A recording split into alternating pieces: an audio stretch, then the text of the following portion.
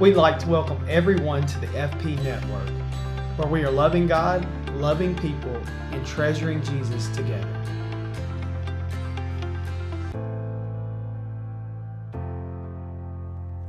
The Book of Job, Chapter 1, the Free Bible Version. Once there was a man called Job who lived in the land of Uz. He was a man of integrity who did what was right. He respected God and avoided evil. He had 7 sons and 3 daughters.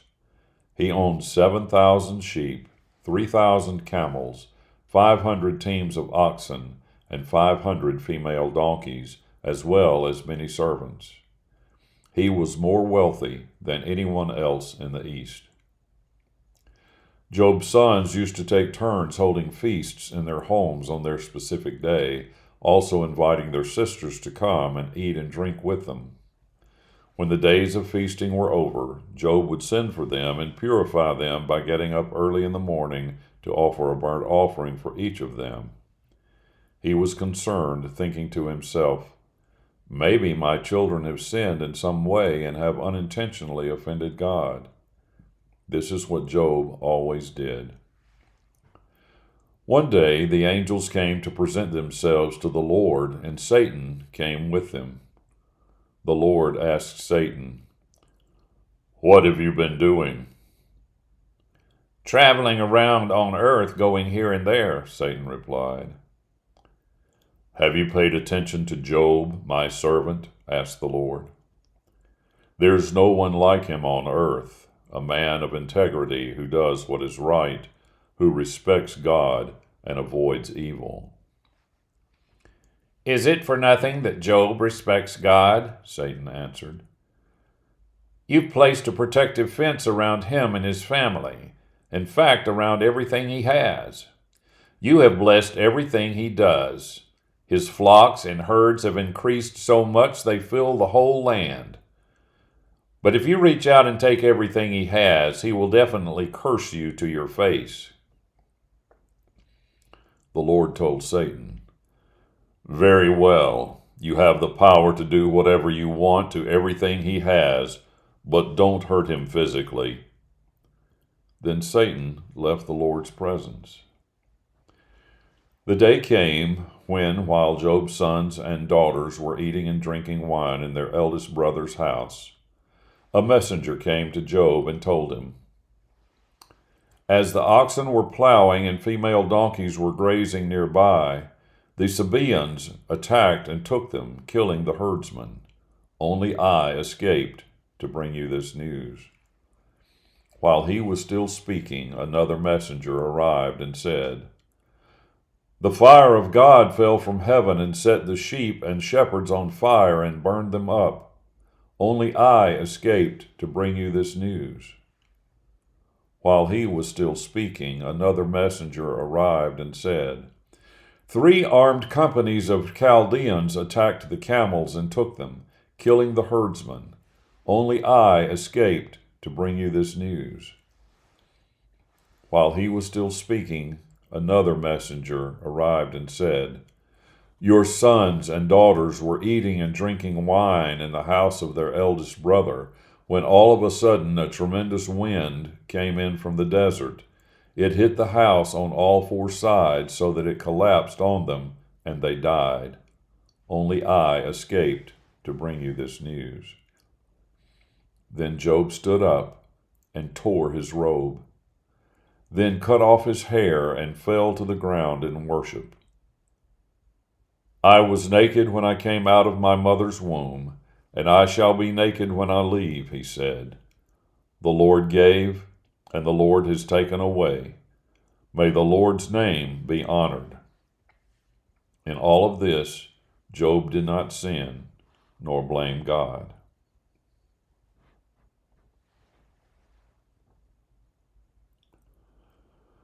Chapter 2. One day the heavenly beings came to present themselves to the Lord, and Satan came with them to present himself to the Lord. The Lord asked Satan, "What have you been doing?" "Traveling around on earth, going here and there," Satan replied. "Have you noticed my servant Job?" asked the Lord. "There's no one like him on earth, a man of integrity who does what is right, who respects God and avoids evil. And he has kept his integrity, even though you wanted me to harm him for no reason." "Skin for skin," Satan replied. "A man will give up everything to save his life, but reach out and hurt his bones and his flesh, and he will definitely curse you to your face." So the Lord said to Satan, "Very well, you have the power to do whatever you want to him, but don't kill him." Then Satan left the Lord's presence and inflicted Job with horrible skin sores from the bottom of his feet to the top of his head. Job picked up a piece of broken pottery to scratch himself as he sat in ashes. His wife said to him, "Are you still holding on to your integrity? Curse God and die." But he told her, "You're talking just like any foolish woman would. Should we receive only good from God and not evil?" Despite all this, Job said nothing sinful. When 3 of Job's friends heard of all the trouble that had happened to him, they each left their homes: Eliphaz the Temanite, Bildad the Shuhite, and Zophar the Naamathite. They met together and went to comfort and console him. When they saw Job from a distance, they hardly recognized him. They broke out into loud wailing, tore their robes, and threw dust into the air over their heads. They sat down on the ground with him for 7 days and 7 nights. None of them said anything to him, because they saw how badly he was suffering.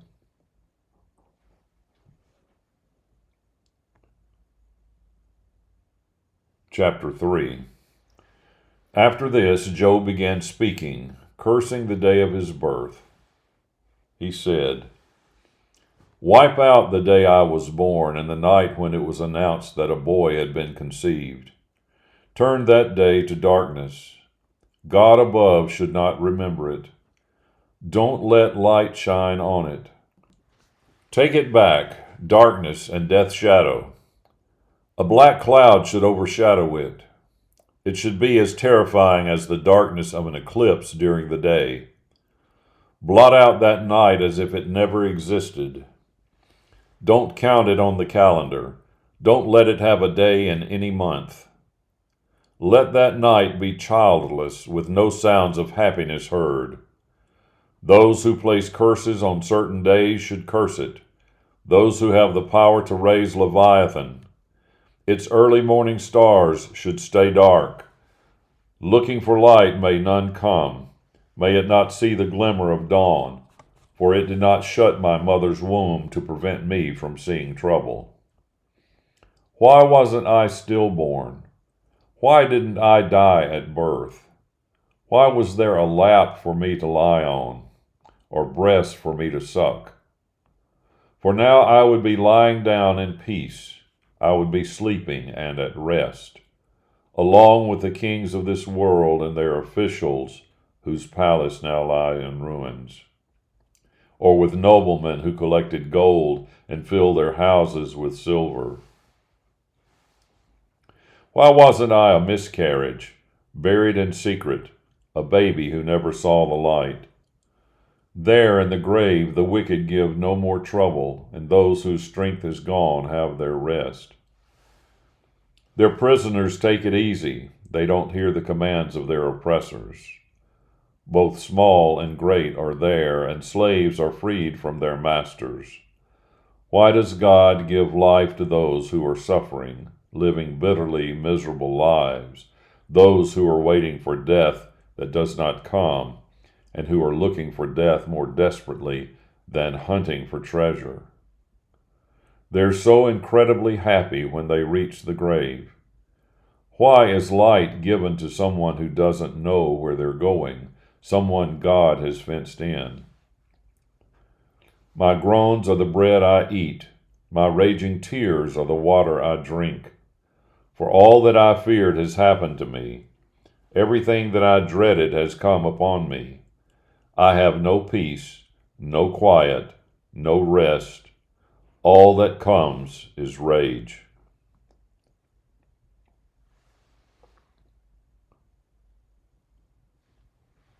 Chapter 4. Then Eliphaz the Temanite answered Job, "Could I say a word? I don't want to upset you, but who could keep quiet and not respond? You've certainly encouraged many people and supported those who are weak. Your advice has helped those who are stumbling not to fall, and you have strengthened those whose knees are weak.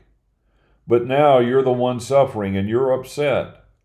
Wasn't it your reverence for God that gave you confidence and your integrity that gave you hope? Think about it. Since when did the innocent die? Since when were good people destroyed? From what I've seen, it's those who plant evil and sow trouble who reap the same. A breath from God destroys them. A blast of his anger wipes them out. Lions may roar and growl, but their teeth still break. Even a lion dies from lack of food, and the lioness cubs are scattered. A word quietly crept up on me. A whisper reached my ear. Troubling thoughts came to me in nightmares when you fall into a deep sleep. I became terrified and trembled. All my bones were shaking.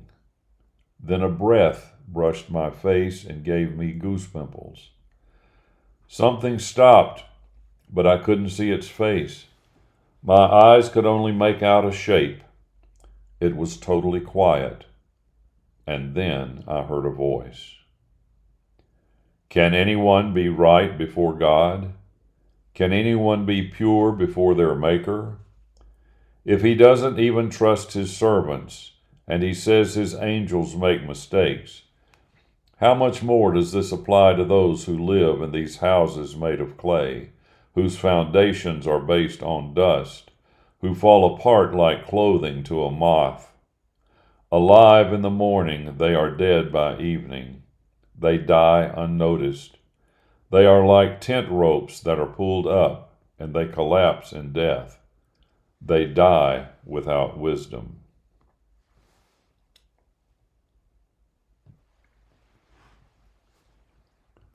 Chapter 5. Call if you want, but who is going to answer you?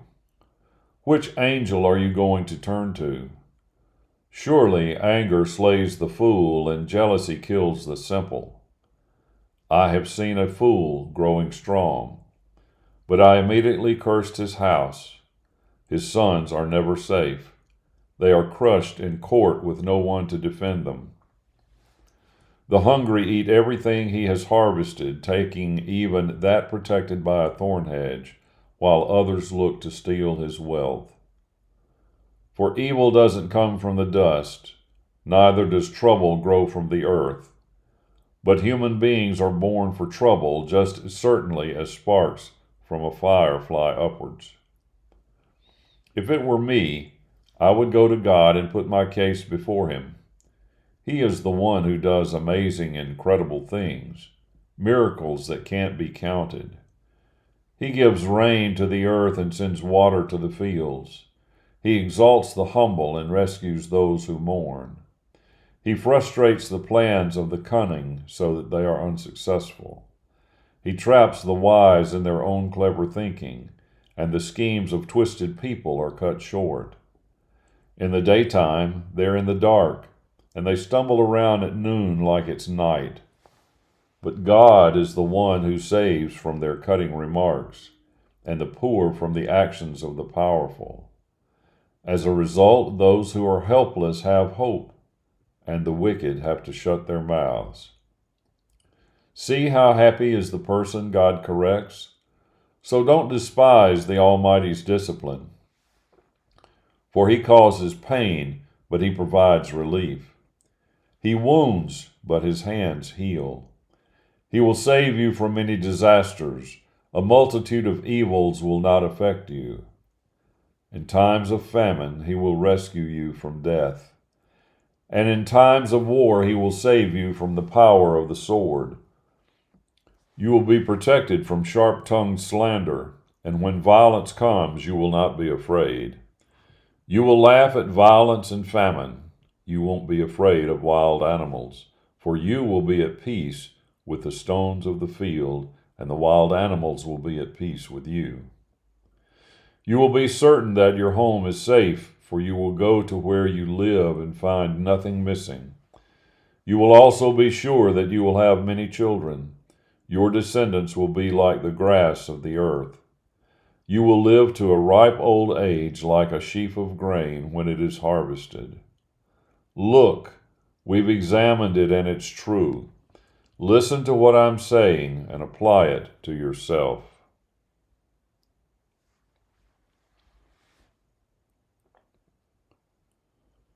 Chapter 6. Then Job responded, "If my grief could be weighed and my troubles placed on the scales, they would be heavier than the sand of the sea. That's why I spoke so rashly. For the arrows of the Almighty are in me. Their poison saps my spirit. God's terrors are lined up against me. Don't wild donkeys bray when their grass is gone? Don't cattle groan when they don't have food? Can something that's tasteless be eaten without salt? Is there any taste in the white of an egg?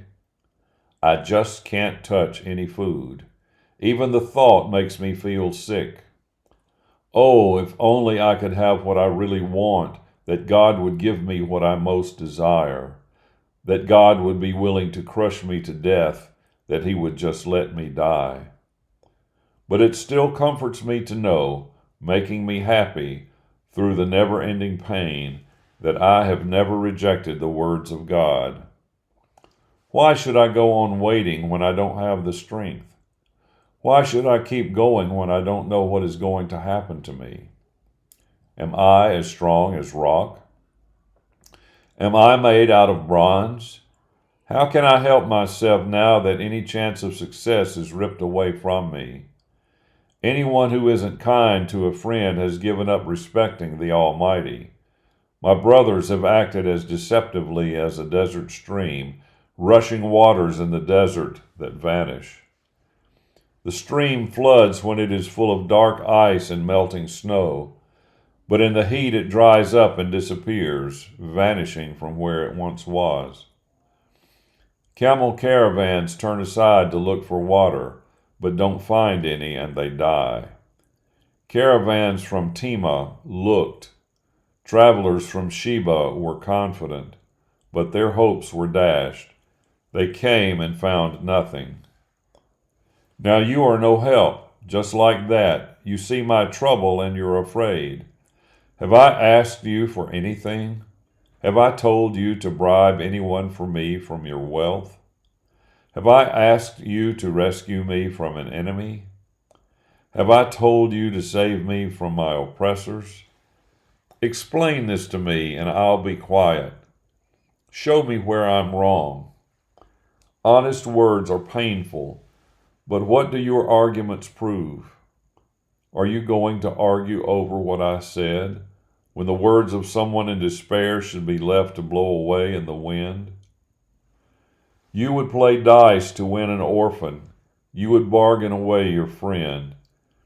Look me in the eye and see if I'm lying to your face. Don't talk like this. Don't be unjust.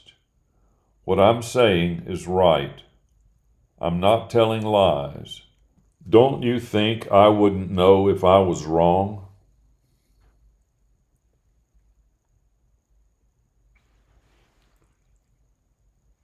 Chapter 7. Isn't life for human beings like serving a sentence of hard labor? Don't their days pass like those of a hired laborer? Like some slave longing for a bit of shade, like a hired hand anxiously waiting for payday, I've been given months of emptiness and nights of misery. When I go to bed, I ask, when shall I get up? But the night goes on, and I toss and turn until dawn. My body is covered with maggots and caked in dirt. My skin is cracked with oozing sores.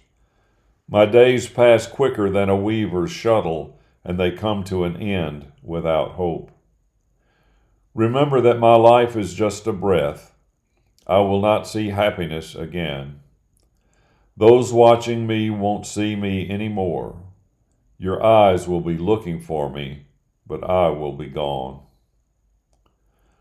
When a cloud disappears, it's gone, just as anyone who goes down to Sheol does not come back up. They will never return home, and the people they knew will forget them.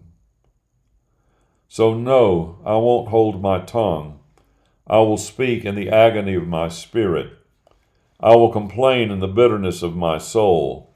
Am I the sea or a sea monster that you have to guard me?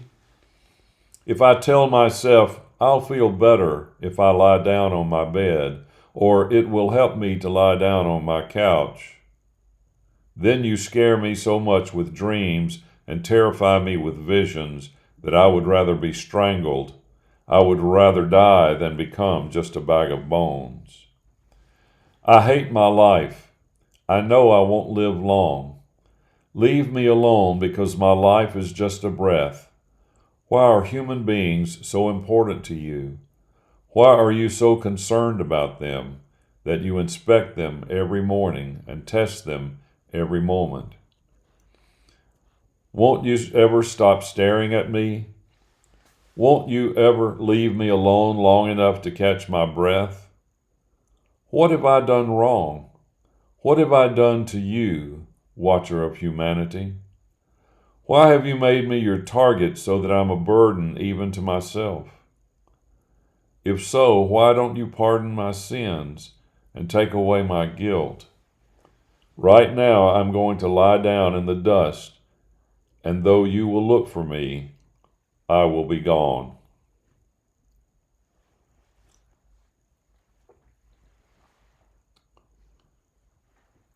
Chapter 8. Then Bildad the Shuhite spoke up and said, "How much longer will you go on talking like this? The words coming out of your mouth are a lot of hot air. Does God pervert justice? Does the Almighty pervert what is right? Your children must have sinned against him, and so they deserved the punishment he inflicted on them.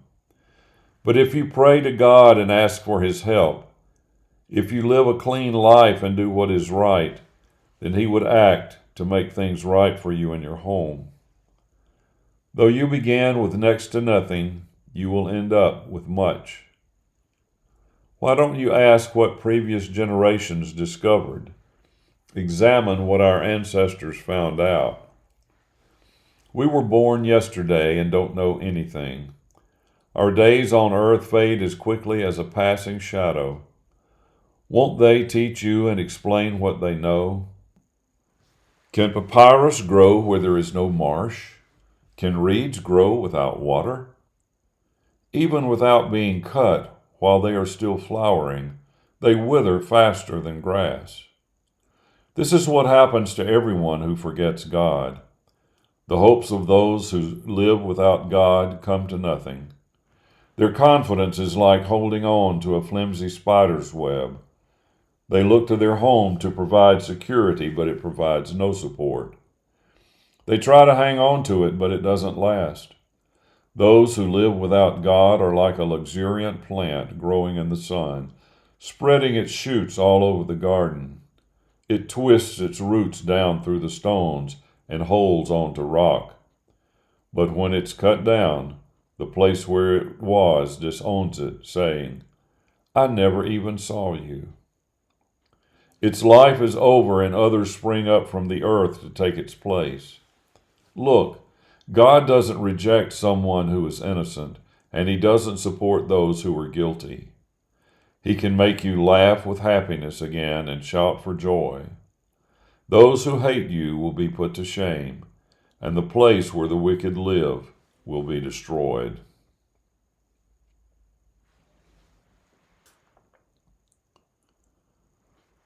Chapter 9. Job replied, "Yes, I know all that, but how can anyone be right before God? If you wanted to argue with God, God could ask 1,000 questions that no one could answer.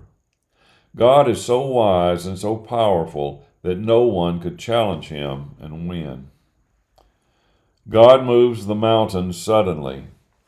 He overturns them in his anger. He shakes the earth, making its foundations quake. He is the one who can command the sun not to rise and the stars not to shine. He alone is the one who stretches out the heavens and walks on the waves of the sea. He made the constellations of the Bear, Orion, the Pleiades, and the stars of the southern sky. He is the one who does incredible things that are beyond our understanding, marvelous things that are uncountable. But when he passes by me, I don't see him. When he moves on, he is invisible to me. If he takes away, who can prevent him? Who is going to ask him, "What are you doing?" God does not restrain his anger. He crushes Rahab's helpers underfoot. So how much less could I answer God or choose my words to argue with him? Even though I'm right, I can't answer him. I must plead for mercy from my judge. Even if I called him to come and he responded, I don't believe he would listen to me. He pounds me with the winds of a storm. He wounds me time and again without giving a reason. He doesn't give me a chance even to catch my breath. Instead, he fills my life with bitter suffering. If it's a question of strength, then God is the strongest. If it's a question of justice, then who will set a time for my case? Even though I am right, my own mouth would condemn me. Even though I am innocent, he would prove me wrong. I am innocent. I don't care what happens to me. I hate my life. That's why I say, it makes no difference to God. He destroys both the innocent and the wicked. When disaster strikes suddenly, he mocks the despair of the innocent. The earth has been handed over to the wicked. He blinds the eyes of the judges. If it's not him who does it, then who is it?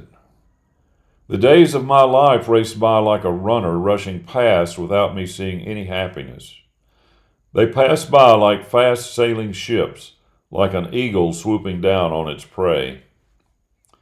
If I said to myself, I will forget my complaints, I will stop crying and be happy, I would still be terrified at all my suffering because you, God, will not say I'm innocent. Since I'm condemned, what's the point in arguing? Even if I wash myself with pure mountain water and clean my hands with soap, you would toss me into a slime pit so that even my own clothes would hate me. For God is not a mortal being like me. I can't defend myself or take him to court. If only there was an arbitrator who could bring us both together. I wish God would stop beating me with his rod and terrifying me. Then I could speak up without being afraid. But since I am, I can't.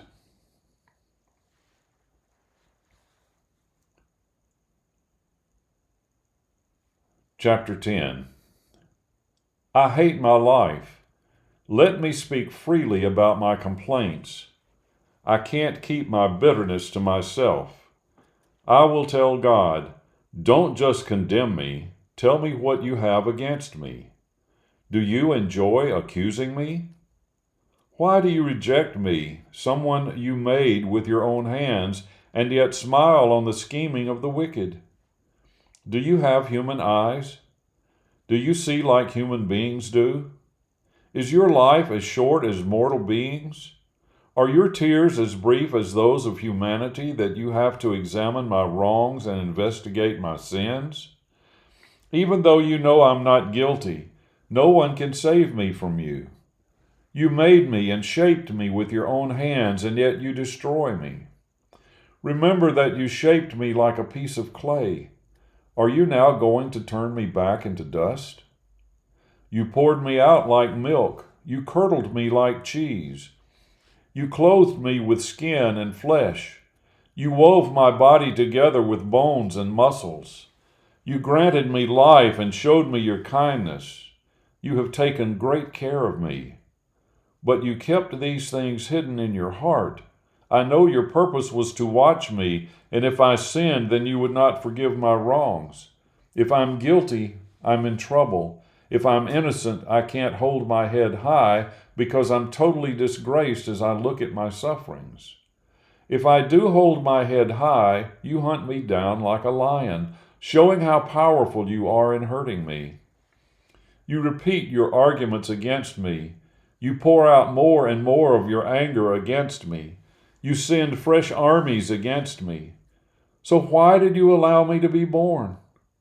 I wish that I had died and nobody had ever seen me.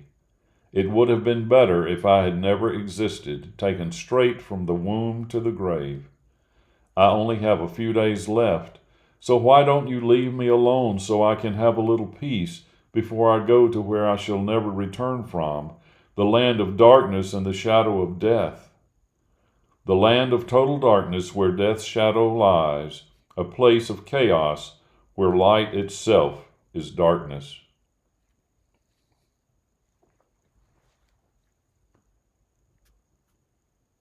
Chapter 11. Then Zophar the Naamathite began speaking and said, So many words should be answered, shouldn't they? Or is a person proved right by doing a lot of talking? Should all your babbling force people to keep quiet? When you mock, shouldn't someone make you feel ashamed? You said, What I teach is the pure truth, and in God's eyes I am clean. If only God would speak up and tell you directly, because then he would explain to you the secrets of wisdom. True wisdom has many sides to it. God's treatment of you is far better than your guilt deserves. Can you find out the mysteries of God? Can you discover all the wisdom of the Almighty? It is greater than the heavens. What can you do?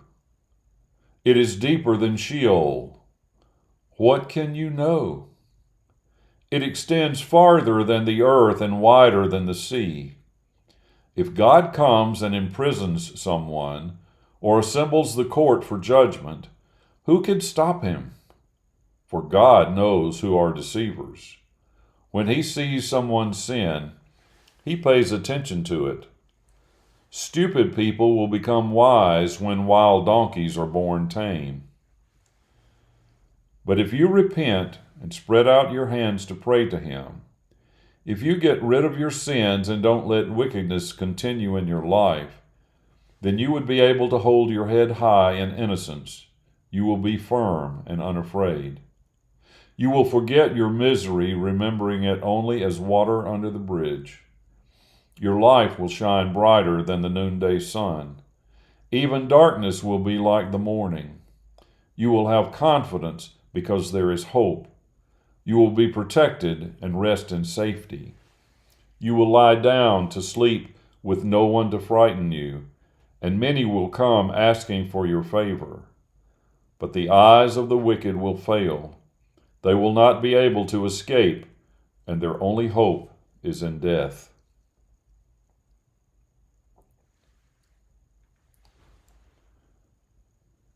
Chapter 12.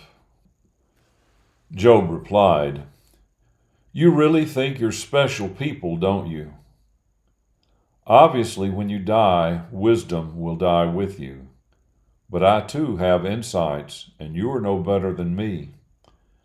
Doesn't everyone know the things you've said?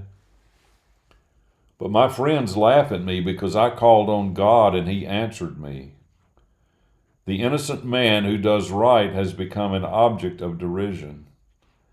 People who are comfortable have contempt for those who are in trouble, ready to push over those who are already slipping. Robbers live in peace, and those who make God angry live in safety, trusting their own strength as their God. But if you ask the animals, they will teach you. the birds in the sky will tell you. Ask the earth, and it will teach you, and the fishes in the sea will tell you. Which of all these doesn't know that the Lord has done this? He gives life to every living thing, life to all humankind. The ear distinguishes words just like the palate distinguishes foods. Wisdom to distinguish belongs to the old, and the ability to rightly discriminate belongs to those with long experience. God has wisdom and power. Counseling and understanding belong to Him. If He tears something down, nobody can rebuild it. If He imprisons someone, nobody can free them. If God holds back the waters, everything dries up. If He releases the waters, the earth floods. He is mighty and victorious. Both deceivers and those deceived are subject to Him. He leads counselors away stripped of their wisdom. He makes judges into fools. He removes the chains of office from kings and makes them wear loincloths. He leads priests away stripped of their religious garments. He overthrows the powerful. He takes away the advice of trusted advisors. He removes the discernment of the elders. He pours scorn upon princes and takes away power from the strong. He reveals what is hidden in darkness and brings into the light the shadow of death. He makes nations great and He destroys them. He expands nations and ruins them. He removes the understanding of rulers and makes them wander in the wilderness. They grope around in the dark without a light. He makes them stagger like drunk people.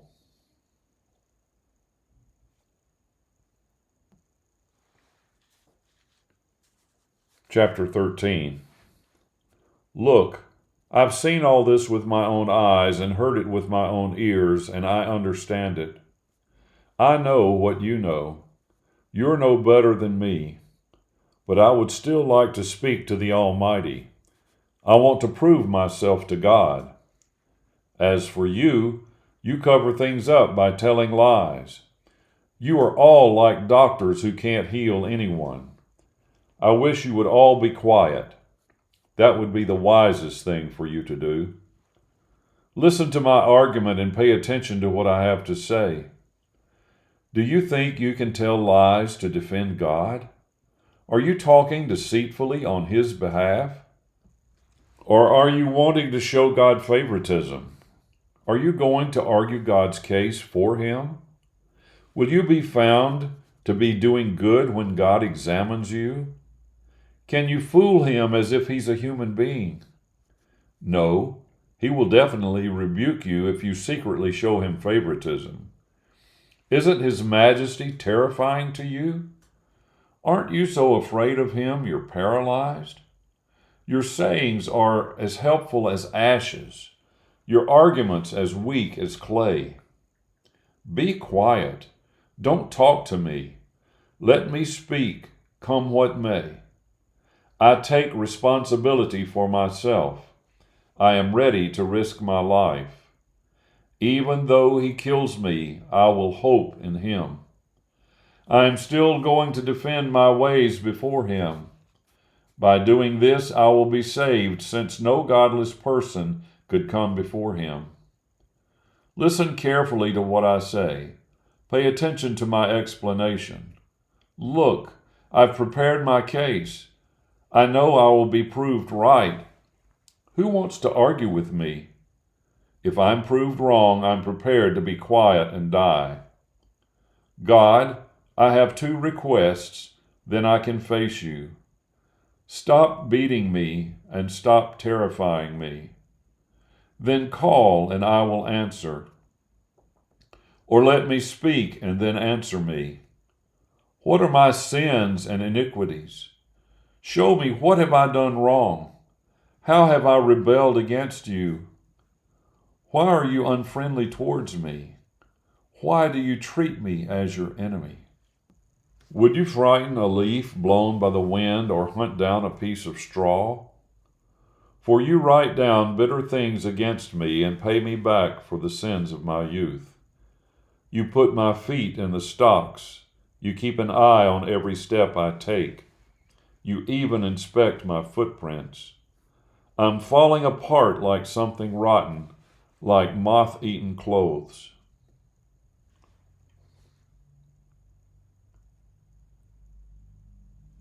Chapter 14. Life is short and full of trouble, like a flower that blooms and withers, like a passing shadow that soon disappears. Do you even notice me, God? And why do you have to drag me to court? Who can bring something clean of what is unclean? No one. You have determined how long we shall live, the number of months, a time limit on our lives. So leave us alone and give us some peace, so like a laborer we could enjoy a few hours of rest at the end of the day.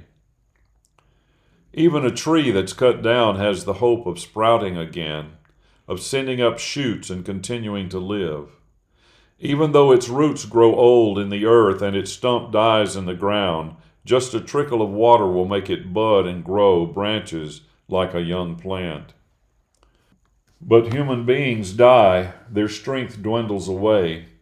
They perish, and where are they then? Like water evaporating from a lake and a river that dries up and disappears, so human beings lie down and don't get up again. Until the heavens cease to exist, they will not awake from their sleep. I wish you would hide me in Sheol. Conceal me there until your anger is gone. Set a definite time for me there and remember me. Will the dead live again? Then I would have hope through all my time of trouble until my release comes. You would call and I would answer you. You would long for me, the being that you made.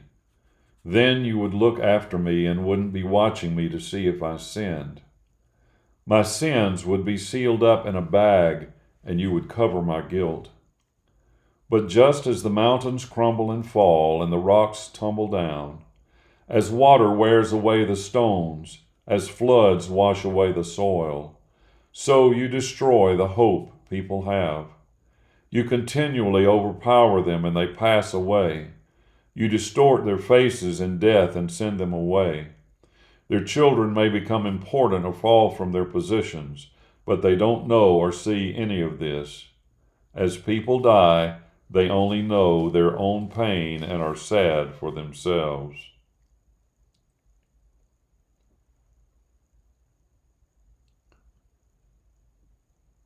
Chapter 15. Then Eliphaz the Temanite answered and said, Would a wise man answer with such empty knowledge that is just a lot of hot air? He wouldn't argue with unprofitable speeches using words that do no good. But you are doing away with the fear of God and destroying communion with Him. It's your sins that are doing the talking, and you are choosing deceptive words. Your own mouth is condemning you, not me. Your own lips are testifying against you. Were you the very first person to be born? Were you born before the hills were created? Were you there listening in God's counsel? Does wisdom only belong to you? What do you know that we don't? What do you understand that we don't? We have among us old, gray-haired people much older than your father. Are the comforts God provides too little for you? Are God's gentle words not enough for you? Why do you let yourself be carried away by your emotions? Why do your eyes flash in anger that you turn against God and let yourself speak this way? Who can say they are clean? Which human being can say that they do what is right? Look, God doesn't even trust His angels. Even the heavenly beings are not pure in His sight. How much less pure are those who are unclean and corrupt, drinking in sin like water? If you are ready to listen to me, I will show you. I will explain my insights. This is what wise men have said, confirmed by their ancestors, those to whom alone the land was given before foreigners ever were there. The wicked writhe in pain all their lives. Through all the years these oppressors survive. Terrifying sounds fill their ears, even when they think they're safe. The destroyer will attack them. They don't believe they will escape the darkness. They know a sword is waiting for them. They wander around looking for food, asking, "Where is it?" They know that their day of darkness is close at hand. Misery and torment overwhelm them like a king preparing for battle. They shake their fists in God's face, defiantly challenging the Almighty, insolently attacking him with their shields.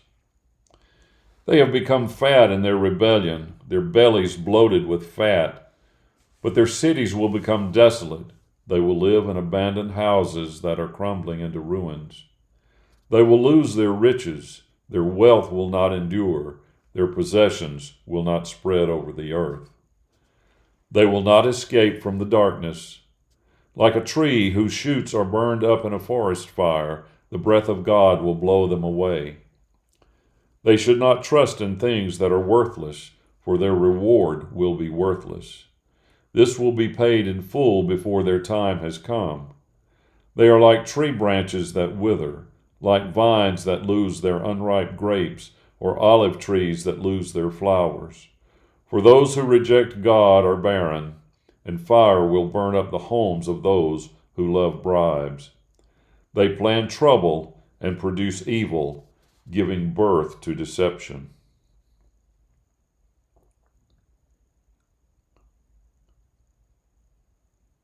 Chapter 16. Job replied, "I've heard all this before. You are comforters who just cause trouble. Will your windy speeches never cease? What's bothering you that you have to answer me? I could talk like you do if you were in my place, stringing words together to criticize you, ridiculing you with a toss of my head. I could build you up by my mouth speaking words. The movement of my lips would ease your pain. For me, if I speak, it doesn't ease my pain, and if I don't speak, the pain is still there. God, you have worn me out. You have destroyed my whole family. You have made me shrivel up, which is a witness against me. My thin body testifies against me. He has torn me apart in his anger. In his hostility, he has gnashed his teeth at me. My enemy pierces me with his fierce look. People stare at me with their mouths wide open. They slap me on my cheeks to mock me. They crowd around me to attack me. God has handed me over to evil people. He has thrown me into their hands. I was living in peace, and he smashed me to pieces. He grabbed me by the neck and dashed me to pieces. He set me up as his target. His archers surround me. His arrows pierce my kidneys without mercy. He pours out my gall on the ground. Like a wall, he breaks me down, breach upon breach, rushing at me like a warrior. I have sewn sackcloth to cover my skin. My strength lies broken in the dust. My face is red from crying, and dark shadows surround my eyes, although I have done nothing wrong, and my prayer is pure. Earth, do not cover up my blood. May my cry find no place to hide. Look, right now my witness is in heaven. The one who speaks for me is on high. My friends scorn me, but my eyes pour out tears to God. I want my witness to speak for me with God as someone does for their friend. For in a few short years I shall go down that road from which I shall not return."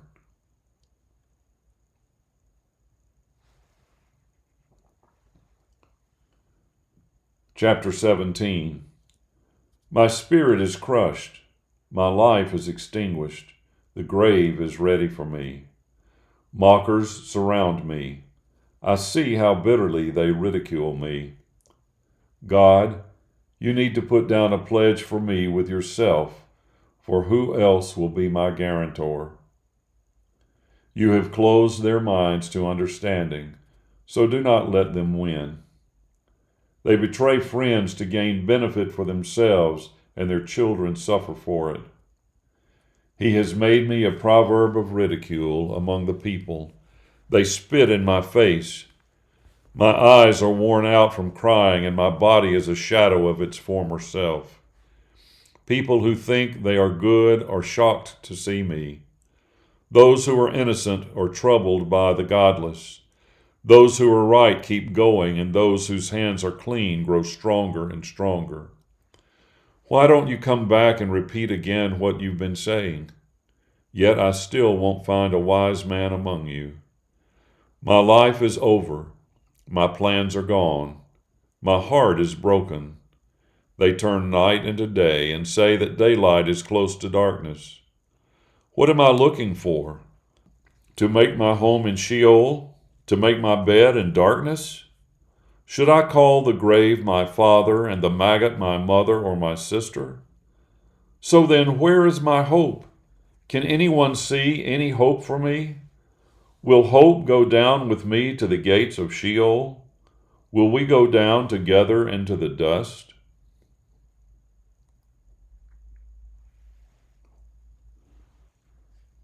Chapter 18.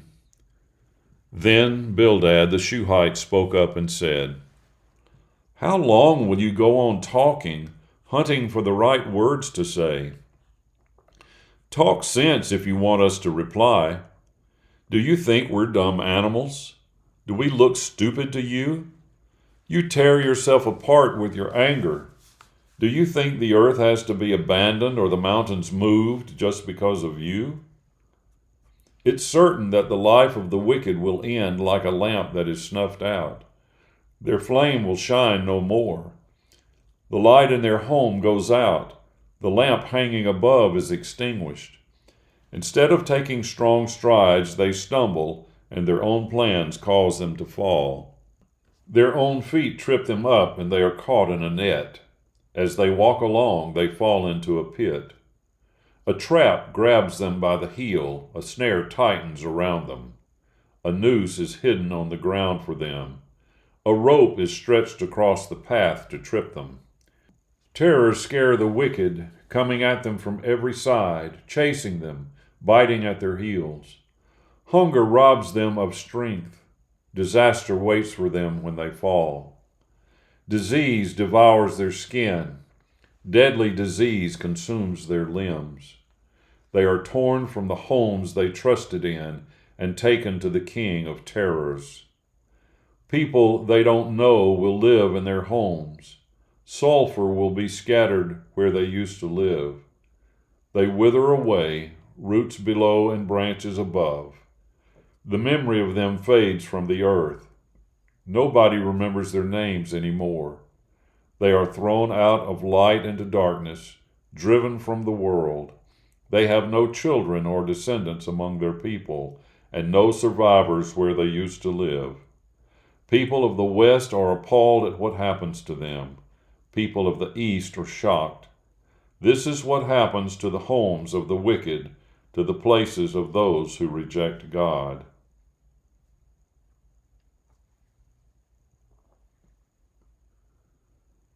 Chapter 19. Job replied, How long will you go on tormenting me? How long will you go on crushing me with words? 10 times already you have humiliated me. Aren't you ashamed for treating me so badly? Even if I did sin, that's my problem and has nothing to do with you. You think you're so much better than me, and you use my degradation against me. But you should realize that it's God who has wronged me. He has trapped me in his net. Even though I cry for help, I get no answer. Even though I shout my objections, I get no justice. God has walled me in so I can't escape. He has plunged my path into darkness. He has stripped my honor from me. He has taken away my reputation. He tears me down from all sides until I am finished. He has destroyed my hope like a tree that is uprooted. His anger burns against me. He treats me as one of his enemies. God's troops assemble to attack me. They build ramparts against me. They encircle and besiege my home. He has driven my brothers far away from me. All my former friends are estranged from me. My relatives have abandoned me. My close friends have forgotten me. My house guests and my maidservants treat me as a stranger. To them I have become a foreigner. I call my servant, but he doesn't reply. I have to beg him. I am repulsive to my wife, and I am loathsome to my own brothers. Even young children despise me. When I stand up, they ridicule me. All my closest friends despise me, and those I loved have turned on me. I've been reduced to skin and bones, and I survive by the skin of my teeth. Have pity on me, my friends, have pity on me, because God has struck me down. Why are you persecuting me like God does? Aren't you satisfied with getting your pound of flesh? I wish my words could be written down, recorded in a book, or engraved with an iron pen and molten lead in the rock forever. I know my Redeemer is alive and that he shall finally take the stand for me on the earth. Even though my skin is destroyed, in my body I shall see God. I myself will see him with my own eyes, and not those of someone else. The thought overcomes me. You say to yourselves, how can we make him suffer so he can see he is the source of his problems? You yourselves should fear being punished by God, for you know anger brings God's punishment that accompanies judgment.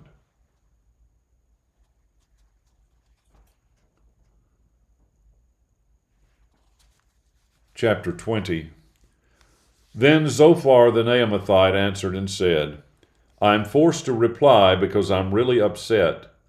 What I hear you say insults me, but I know how to reply to you. Don't you know that since ancient times, since human beings were put on this earth, that the triumph of the wicked doesn't last long, that those who reject God are only happy for a short time? Even though they are so tall they reach the heavens, even though their heads reach the clouds, they will vanish forever like their own excrement.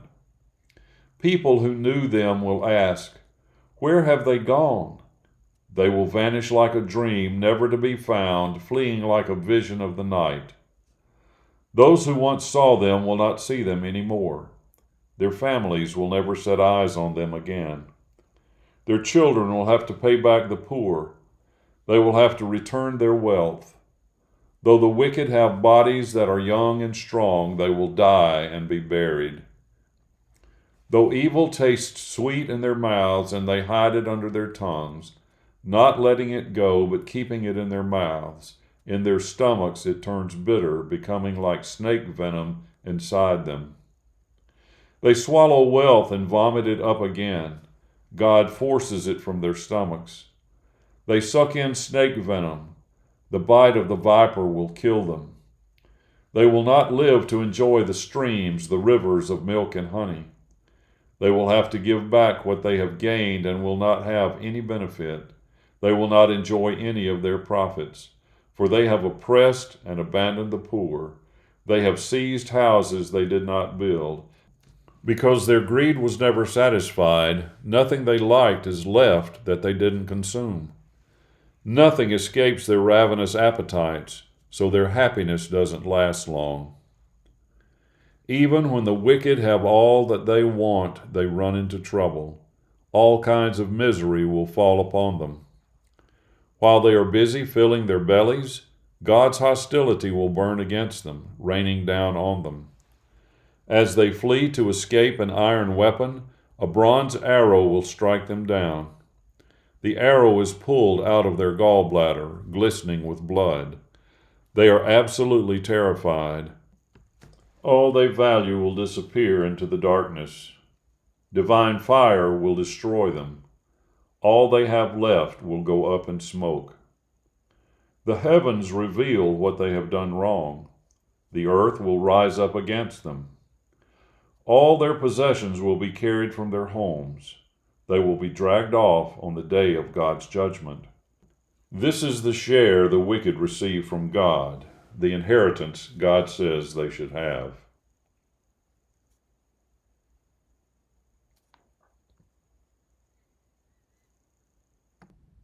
Chapter 21. Job replied, "Please listen carefully to what I say.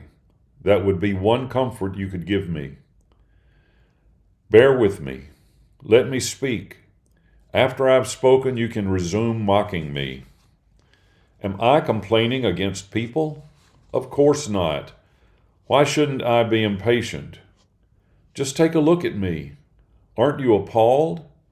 Cover your mouth with your hand in shock. Every time I think of what's happened to me, I am horrified and I shake all over with fear.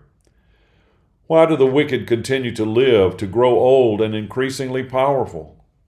Their children are with them. They watch their grandchildren grow up. They live in their homes in safety. They are not afraid. God does not use his rod to beat them. Their bulls always breed successfully.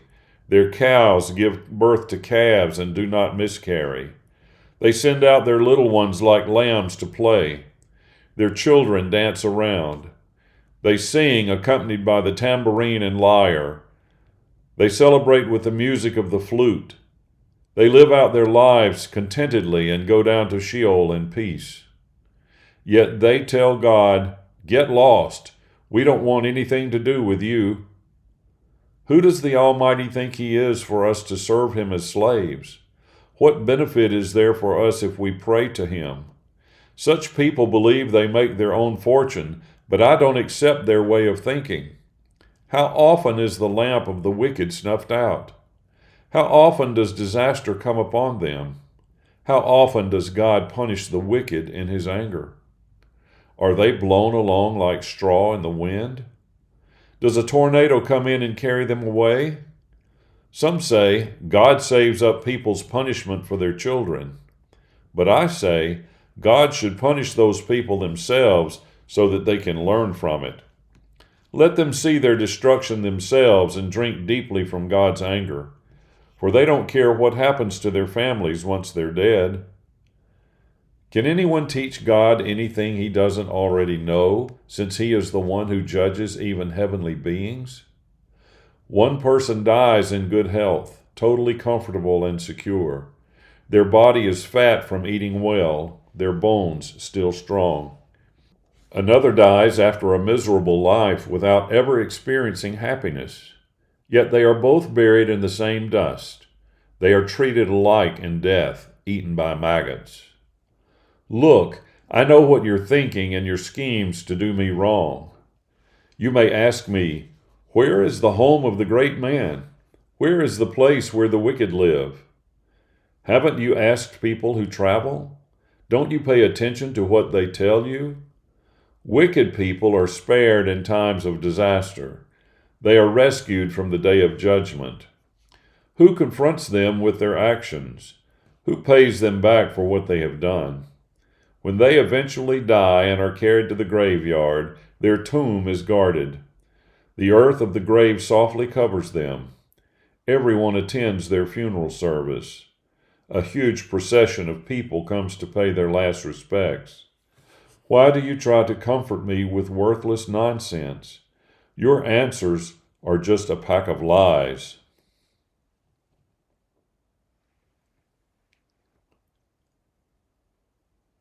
Chapter 22. Then Eliphaz the Temanite responded and said, "How can anyone be of help to God? Even wise people are only helpful to themselves. Is it any benefit to the Almighty if you're a good person? What does he gain if you do what's right? Does he correct you and bring charges against you because of your reverence? No, it's because you're so wicked. Your sins are never ending. For no reason at all, you took your brother's clothing as a security for a debt and left them stripped naked. You refused water to the thirsty. You denied food to the hungry. Is it because the land belongs to the powerful and only the privileged have a right to live there? You have sent widows away empty-handed. You have crushed the outstretched arms of orphans begging for help. That's why you're surrounded by traps to catch you and why you suddenly panic in terror. That's why it's so dark you cannot see and why you feel like you are drowning. Doesn't God live high in heaven and looks down on even the highest stars? But you ask, what does God know? How can he see and judge what happens down here in darkness? Thick clouds cover him so he can't see anything as he walks around in heaven. Why do you insist on following the traditional thinking of the wicked? They were taken before their time. All they had built was washed away. They had told God, "Get lost. What can the Almighty do to us?" And yet he was the one who had filled their homes with good things. But I don't accept their way of thinking. Those who do right rejoice when they see the destruction of the wicked, and the innocent mock them, saying, "Our enemies are destroyed, and fire has burned up all that's left of them." Come back to God and be reconciled to him, and you'll be prosperous again. Listen to what he tells you and keep his words in mind. If you return to God, you will be restored. If you renounce your sinful life and give up your love of money and desire for possessions, then the Almighty will be your gold and your precious silver. Then you will find delight in the Almighty and be able to face him without feeling ashamed. You will pray to him, and he will hear you, and you will keep your promises to him. Whatever you decide to do will be successful, and wherever you go, light will shine on you.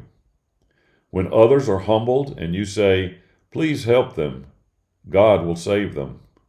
God saves those who are innocent, and you will be saved if you do what is right.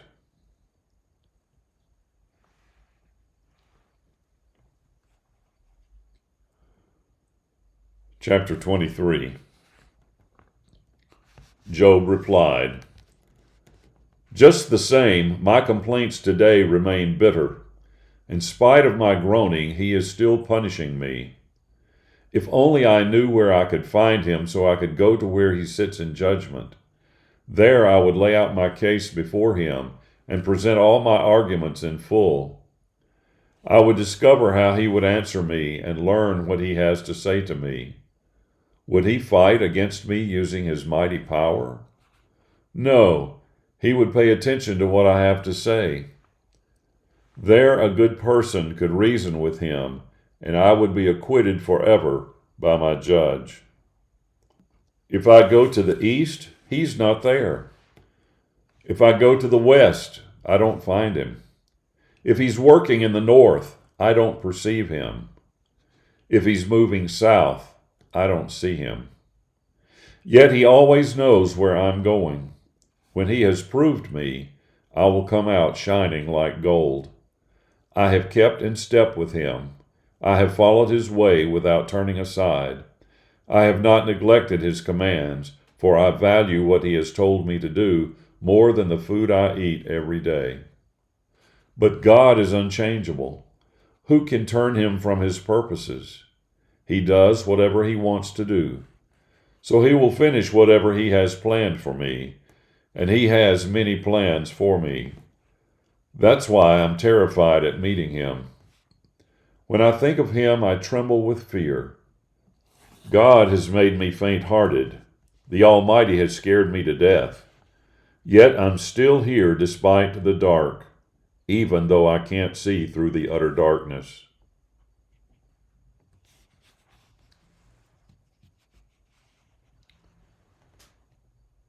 Chapter 24. Why doesn't the Almighty set a definite time to punish the wicked? Why do those who follow him never see him act in judgment? The wicked move boundary stones. They seize other people's flocks and move them to their own pastures. They steal the orphan's donkey. They take the widow's ox as security for a debt. They push the poor out of their way. The destitute are forced to hide from them. Like wild donkeys in the desert, the poor have to scavenge for their food, looking for anything to feed their children in the wasteland. They are forced to find what they can in other people's fields, to glean among the vineyards of the wicked. They spend the night naked because they have no clothes. They have nothing to cover themselves against the cold. They are soaked by the cold mountain storms and huddle beside the rocks for shelter. Fatherless children are snatched from their mothers' breasts, taking the babies of the poor as security for a debt. Because they have no clothes to wear, they have to go naked, harvesting sheaves of grain while they themselves are hungry. In the olive groves, they work to produce oil, but do not taste it. They tread the winepress, but are thirsty. In the city, the dying groan, and the wounded cry for help, but God ignores their prayers. These are people who rebel against the light. They do not want to know its ways or to stay on its paths. The murderer gets up at dawn to kill the poor and needy, and when night falls, he becomes a thief. The adulterer waits for dusk, saying to himself, "No one will see me now," and he covers his face. Thieves break into houses during the night, and they sleep during the day. They don't even know what the light is like. Total darkness is like light to them, for they are familiar with the night. Like bubbles on the surface of a river, they are quickly carried away. The land they own is cursed by God. They don't enter their own vineyards. Just as heat and drought dry up snowmelt, so Sheol takes away those who have sinned. Even their mothers forget them. Maggots feast on them. They are no longer remembered, and their wickedness becomes like a tree that is broken into pieces. They mistreat childless women and are mean to widows. God prolongs the life of the wicked by his power, but when they arise, they have no assurance of life. He supports them and gives them security, but he is always watching what they're doing. Though they may be illustrious for a while, soon they are gone. They are brought down like all others, cut off like the heads of grain. If this isn't so, who can prove I'm a liar and there's nothing to what I say?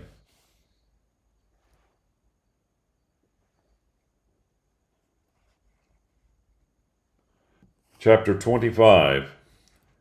Then Bildad the Shuhite spoke up and said, "Dominion and awe belong to God. He brings peace to his heavens. Who can count his armies? Is there anywhere his light doesn't shine? How can a human being be right before God? Can anyone born of woman be pure? If in God's eyes even the moon does not shine brightly and the stars are not pure, how much less a human being, who by comparison is like a maggot or a worm?"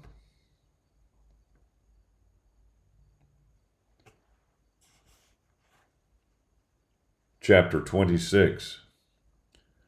Job replied, "How helpful you have been to this feeble man that I am. How supportive you have been to the weak. What good advice you have given to this ignorant man, demonstrating you have so much wisdom. Who helped you speak these words? Who inspired you to say such things? The dead tremble, those beneath the waters. Sheol lies naked before God. Abaddon is uncovered. He stretches the northern sky over empty space. He hangs the world on nothing. He gathers the rain in his storm clouds, which do not break under the weight. He veils his throne, covering it with his clouds. On the surface of the waters, he set a boundary. He set a limit dividing light from darkness. The pillars of heaven tremble. They shake with fear at his rebuke.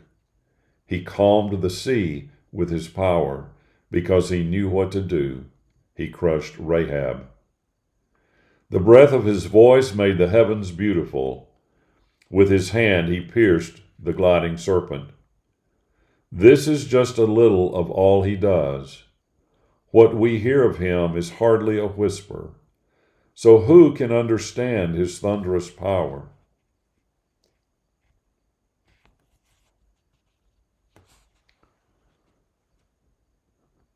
Chapter 27. Job began to speak again. I promise you, as God lives, who has denied me justice, the Almighty, who has made my life bitter for as long as I have life, while the breath of God remains in my nostrils. My lips will never speak lies. My tongue will never be dishonest. I will never agree that you are right. I will insist on my innocence until the day I die. I'm convinced I'm right and will never give up believing this. My conscience will not condemn me as long as I live. May my enemy become like the wicked. May those who oppose me become like those who do evil. For what hope do those who reject God have when he cuts them down, when God brings their lives to an end? When times of trouble come to them, will God hear their cry for help? Do they have a good relationship with the Almighty? Can they call on God at any time? Let me explain God's power to you. I will not keep anything back that the Almighty has planned. If all of you have recognized this, why do you talk such vain nonsense? This is what God provides as the destiny for the wicked. This is the inheritance that the ruthless will receive from the Almighty. Even if they have many children, they will experience violent deaths or die of starvation. Those who survive will die from disease, and even their widows will not mourn for them. Even though they pile up silver like dust and clothes like heaps of clay, those who do good will wear the clothes, and the innocent will divide the silver among them. They build their houses like a moth, like some flimsy shelter made by a watchman. They go to bed rich, but never again. For when they wake up, it's all gone. Waves of panic flood over them. In the night, a whirlwind snatches them away. The east wind picks them up and they're gone, carried away from where they were. The wind blows at them with full force. They try desperately to escape. People clap their hands at them and hiss at them wherever they are.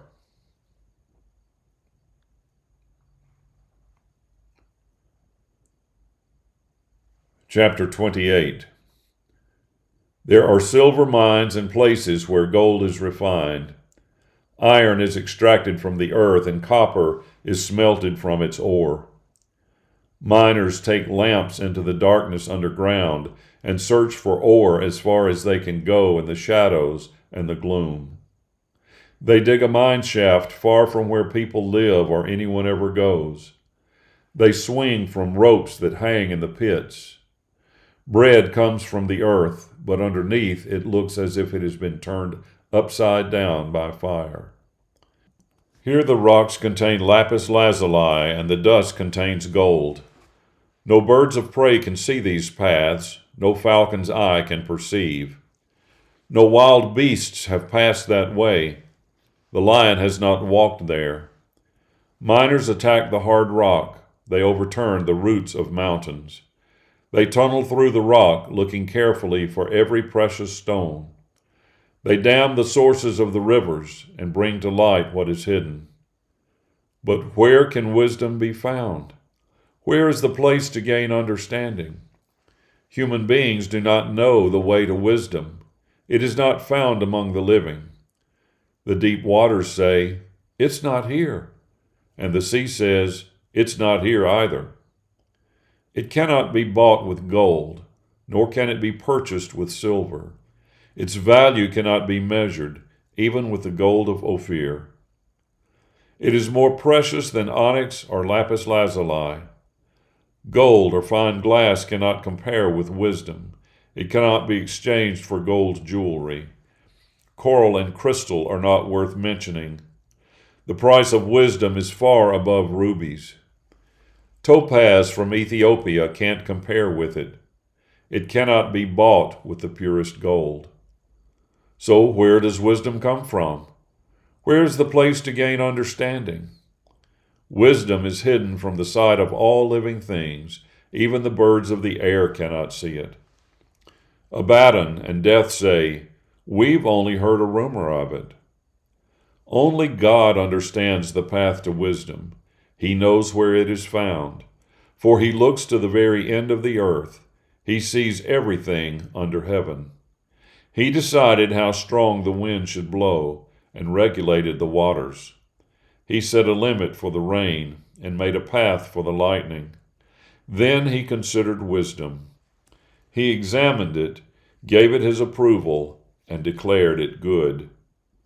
He said to humankind, "To reverence the Lord is wisdom, and to turn away from evil is understanding."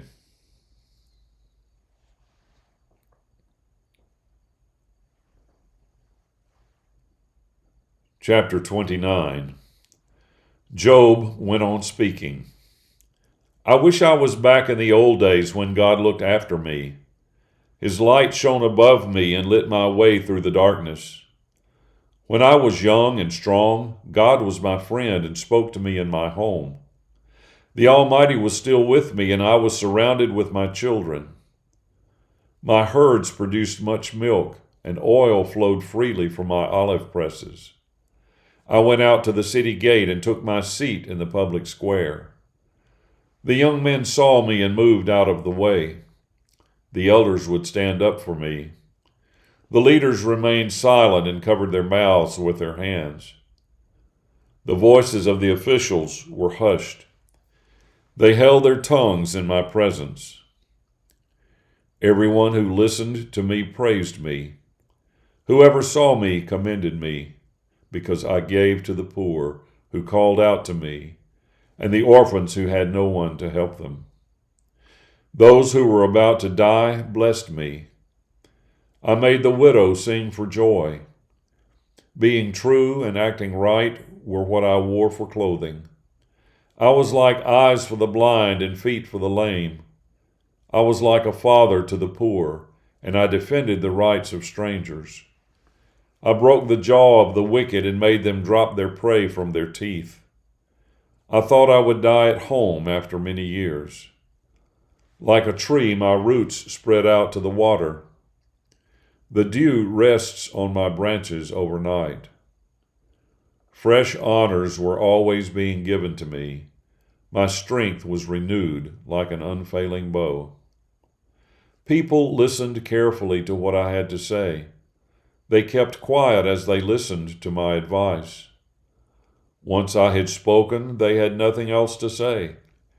What I said was enough. They waited for me like people waiting for rain, their mouths wide open for the spring rain. When I smiled at them, they could hardly believe it. My approval meant all the world to them. I decided the way forward as their leader, living like a king among his soldiers, and when they were sad, I comforted them.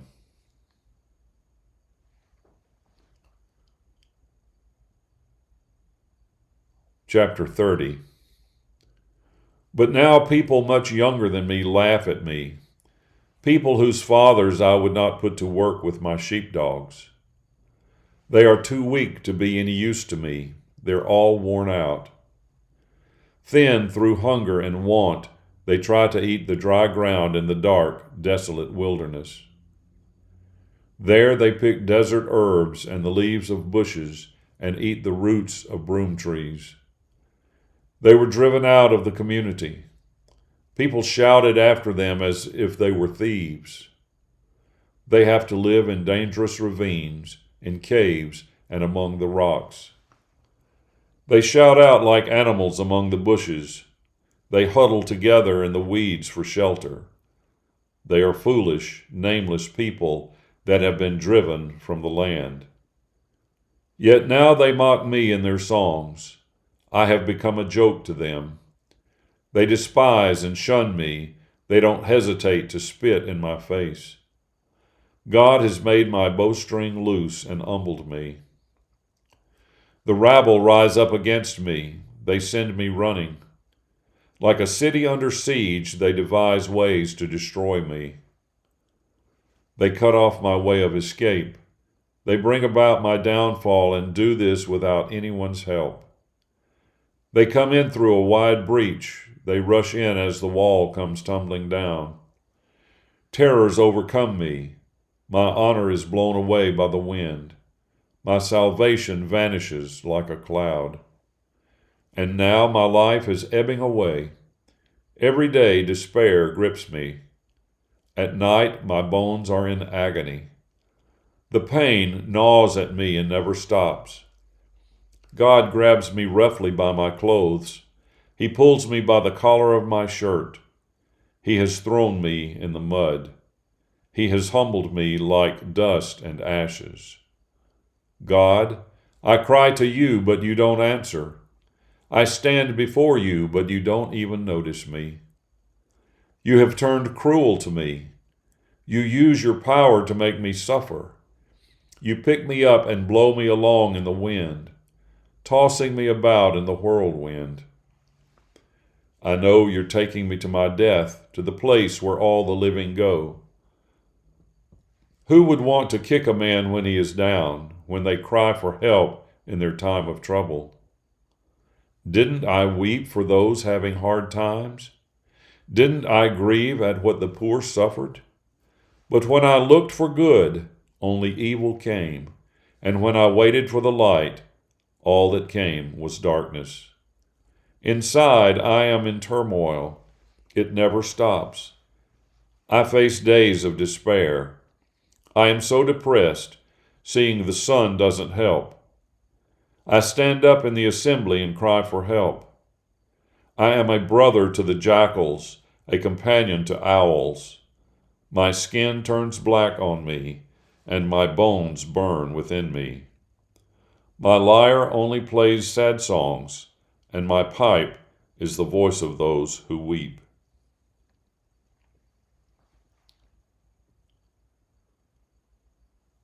Chapter 31. I vowed to myself never to look with desire at young women. What should people expect to receive from God? What reward should the Almighty on high give them? Isn't it disaster for the wicked and destruction for those who do wrong? Doesn't God see everything I do, even count every step I take? Have I lived a deceitful life? Have I been eager to tell lies? No! Let God weigh me on the scales of his justice, and let him discover my integrity. If I have wandered from God's way, if I have let what I see become my desires, if there's any stain of sin on my hands, then let someone else eat what I have sown, and all that I have grown be uprooted. If a woman has seduced me, or if I have looked for an opportunity to sleep with my neighbor's wife, then let my wife serve another. Let other men sleep with her. For that would be wicked, a sin deserving punishment. For this sin is like a fire that leads to destruction, destroying everything I have. If I had refused to listen to my men servants or maid servants when they brought their complaints to me, what would I do when God came to judge me? How would I reply if he investigated me? Didn't the same God make all of us? Have I refused to give the poor what they needed or caused widows to despair? Have I even eaten just a piece of bread by myself? Haven't I always shared my food with orphans? From when I was young, I was a father to orphans and took care of widows. If ever I saw someone needing clothes, the poor without anything to wear, they always thanked me for the wool clothing that kept them warm. If I raised my hand to hit an orphan, confident that if it came to court the judges would be on my side, then let my shoulder be pulled from its joint, my arm wrenched out of its socket. Since I'm terrified of what punishment God may have in store for me, and because of his majesty, I could never do this. Have I put my trust in gold, calling fine gold my security? Have I delighted in being rich, happy at all my wealth I had gained? Have I looked at the sun shining so brilliantly, or the moon moving in majesty across the sky, and been tempted to secretly worship them by kissing my hand to them in devotion? This too would be a sin deserving punishment, for it would mean I had denied God above. Have I ever been happy when disaster destroyed those who hated me, or celebrated when evil took them down? I have never allowed my mouth to sin by putting a curse on someone's life. Haven't my family asked, "Is there anyone who has not eaten as much as they wanted of this food?" I have never let strangers sleep in the street. I have opened my doors to travelers. Have I concealed my sins from others, hiding my wrongdoings deep inside me? Was I afraid of what everybody else would think, scared of the contempt families would show me, so that I kept quiet and didn't go outside? Why won't anyone listen to what I'm saying? I'm signing my name to endorse everything I've said. Let the Almighty answer me. Let my accuser write down what he is charging me with. I would hold them up high. I would wear them on my head like a crown. I would explain to him everything I'd done. I would hold my head high before him. If my land has cried out against me, if her furrows have wept over me, if I have taken its crops without payment, or if I have caused harm to the farmers, then let thorns grow instead of wheat, and weeds instead of barley. The words of Job are ended.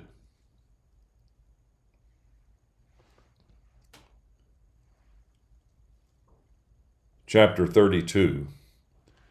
Job's 3 friends stopped responding to him because he kept on protesting his innocence. Then Elihu, the son of Barachel, the Buzite, of the family of Ram, grew angry. He was angry with Job for claiming he was right rather than God. Elihu was also angry at Job's 3 friends because they made it seem that God was wrong, because they had not been able to answer Job. Elihu had waited for the other 3 to speak with Job since they were older than he was. But when he saw that they could not answer Job, he grew very angry. Elihu, the son of Barachel, the Buzite, said, "I am young, and you are old, which is why I was reluctant to tell you what I know. I told myself, those who are older should speak. Those who are elderly should teach wisdom. However, there is a spirit in human beings, the breath of the Almighty, that gives them understanding. It is not the old who are wise or the elderly who know what is right. That's why I'm telling you to listen to me now. Let me tell you what I know." Well, I waited to hear what you had to say, listening for your insights as you looked for the right words to speak. I paid close attention to all of you, and none of you have proved Job wrong or answered his arguments. Don't say to yourselves, "We are so wise," for God will prove him wrong, not a human being. Job didn't line up his arguments against me, and I won't answer him the way you did. You sit there speechless with nothing left to say. Should I continue to wait since you're no longer talking, just standing there saying nothing? No. Now I'll give my answer too. I'll tell you what I know. I have so much to say I can't hold the words back. Inside, I'm like fermenting wine all bottled up. like new wineskins ready to explode. I have to speak before I burst. I will open my lips to answer him. I will not take sides, and I'm not going to flatter anyone. I don't know how to flatter, and if I did, my Creator would soon destroy me.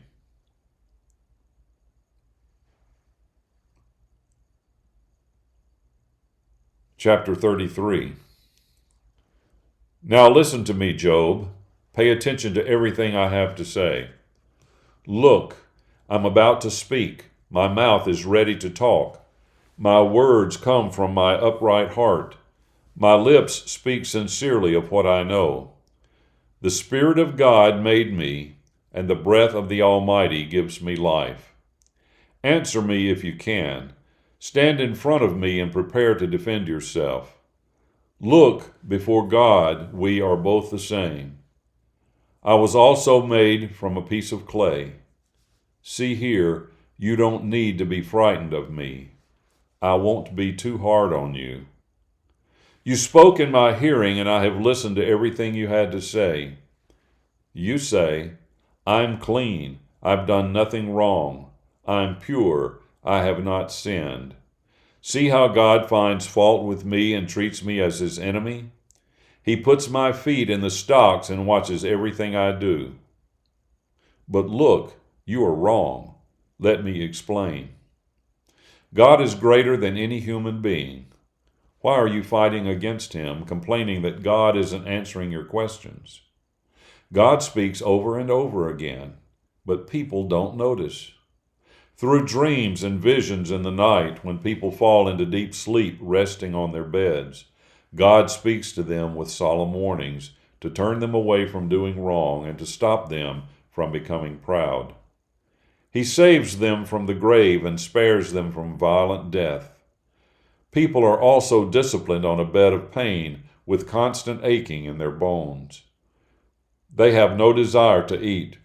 They do not even want their favorite dishes. Their flesh wastes away to nothing. All that's left is skin and bones.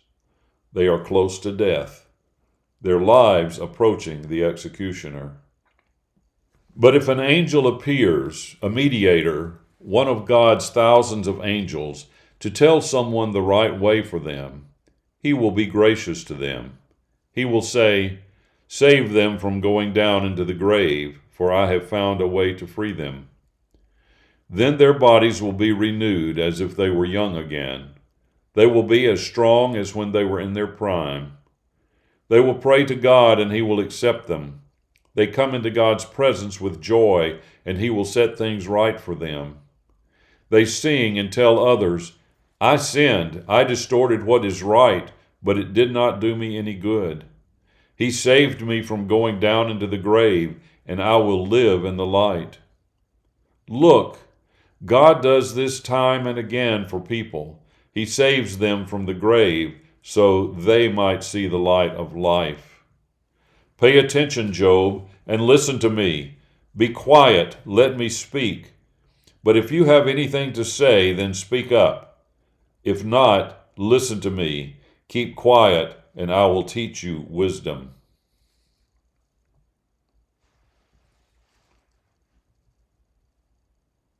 Chapter 34. Then Elihu continued, "Listen to my words, you men who say you are wise. Pay attention to what I'm saying, you who think you know. The ear distinguishes words just as the palate distinguishes foods. Let us discern for ourselves what is right. Let us decide among ourselves what is good." Job said, "I am innocent, and God has denied me justice. Even though I'm right, I'm treated like a liar. I am dying from my wounds, even though I've done nothing wrong." Has there ever been a man like Job with such a thirst for ridiculing others? He keeps company with wicked people. He associates with those who do evil. He's even said, "What benefit is there in being God's friend?" So listen to me, you men of understanding. It's impossible for God to do evil and the Almighty to do wrong. He pays people back for what they've done and treats them as they deserve. It's absolutely sure that God doesn't act wickedly. The Almighty would never pervert justice. Who put him in charge of the earth? Who gave him the responsibility for all the world? If he were to withdraw his spirit, if he were to take back his breath, all living things would immediately die and human beings would return to dust. If you have understanding, then hear this. Pay attention to what I'm saying. Do you really think someone who hated justice could govern? Are you going to condemn Almighty God who always does what is right? He's the one who tells kings, "You're useless," or says to nobles, "You're wicked." He doesn't think more of the rich than the poor, for they are all people he himself made. They die in a moment. At midnight they shudder and pass away. The mighty are gone without effort. For he watches what they're doing and sees everywhere they go. There is no darkness so deep where people who do evil can hide themselves from him. God doesn't need to examine anyone in any greater detail that they should come before him for judgment. He brings down the mighty without needing an investigation. He sets up others in their place. Knowing what they've done, he overthrows them in a night and destroys them. He strikes them down for their wickedness in public where they can be seen, because they turned away from following him, disregarding all his ways. They made the poor call out to him, and he heard the cries of the oppressed. Yet if God wants to remain silent, who can condemn him? If he chooses to hide his face, who can see him? Whether it concerns a nation or an individual, a person who rejects God should not rule so they don't mislead people. If you were to say to God, "I have sinned, but I won't do bad things anymore. Show me what I cannot see. If I have done wrong, I won't do it again." Then should God reward you for following your own opinions, since you have rejected his? You're the one who has to choose, not me. Tell us what you think. For people who understand, those who are wise who have heard what I said will tell me, Job doesn't know what he's talking about. What he says doesn't make any sense. If only Job were thoroughly condemned because he speaks like evil people do. Now he has added rebellion to his sins. He claps his hands at us, making long speeches full of accusations against God.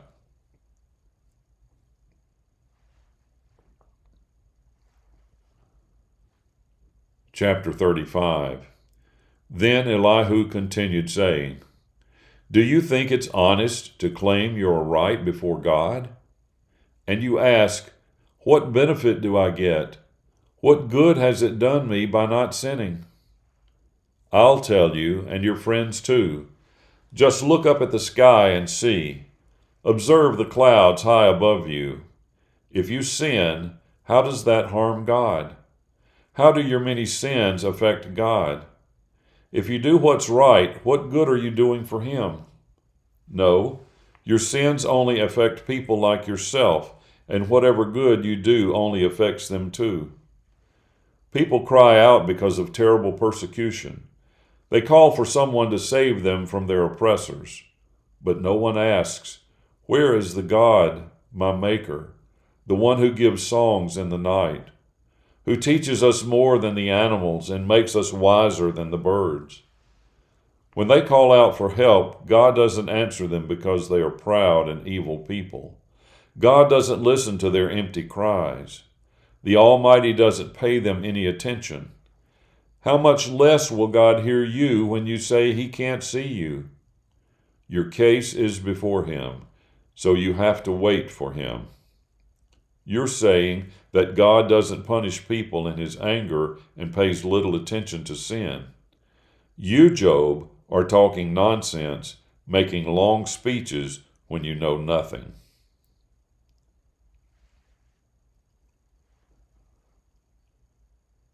Chapter 36. Elihu continued speaking. Be patient with me just a little while longer and let me explain. I still have something to say on God's behalf. I will share my extensive knowledge, and I will prove my Creator is in the right. I assure you that what I'm saying are not lies, for I am a man whose knowledge is of the highest order. God is mighty, but doesn't despise anyone. He is powerful in strength and understanding. He does not keep the wicked alive, but gives justice to the oppressed. He always pays attention to those who do right and places them on thrones with kings, honoring them eternally. If they are bound in chains, tied down by ropes of suffering, then he explains to them what they've done, their arrogant sins. He makes them pay attention and orders them to stop sinning. If they listen and do what God says, they will live out their lives in happiness. But if they do not listen, they will die a violent death, ignorant of God. Those who reject God hold on to their bitterness. Even when He disciplines them, they do not cry out to Him for help. They die in their youth. Their lives end among the male temple prostitutes. Through suffering, God saves those who suffer. He gets their attention through their troubles. God is trying to rescue you from the jaws of trouble to a place of freedom and safety, filling your table full of the very best food. But you are preoccupied with the fate of the wicked. Judgment and justice fill your mind. But be careful that your anger doesn't seduce you into mockery, and don't let the size of the bribe lead you into sin. Will your cry for help sustain you when troubles come? Do not long for the night when people are suddenly taken away. Watch out that you don't turn to evil, for it's because of this that you are being tested through suffering. Look how much power God has. What teacher is like Him? Who has instructed Him what to do? Who can say to Him, "You have done wrong"? Instead, you should praise Him for what He has done, as people have done in song. Everyone has seen God's creation, though only from a distance. See how great God is, more than we can understand. No one can count His years. He draws up the water and distills it into the dew and the rain. The clouds pour down rain, falling plentifully on humankind. Can anyone understand how the clouds spread out, or how thunder roars from where He lives? See how He scatters lightning around Him and covers the depths of the sea in darkness? By these actions He rules the people. He provides abundant food. He holds lightning in His hands and commands where it should strike. Thunder declares His presence. Even cattle know when a storm is coming.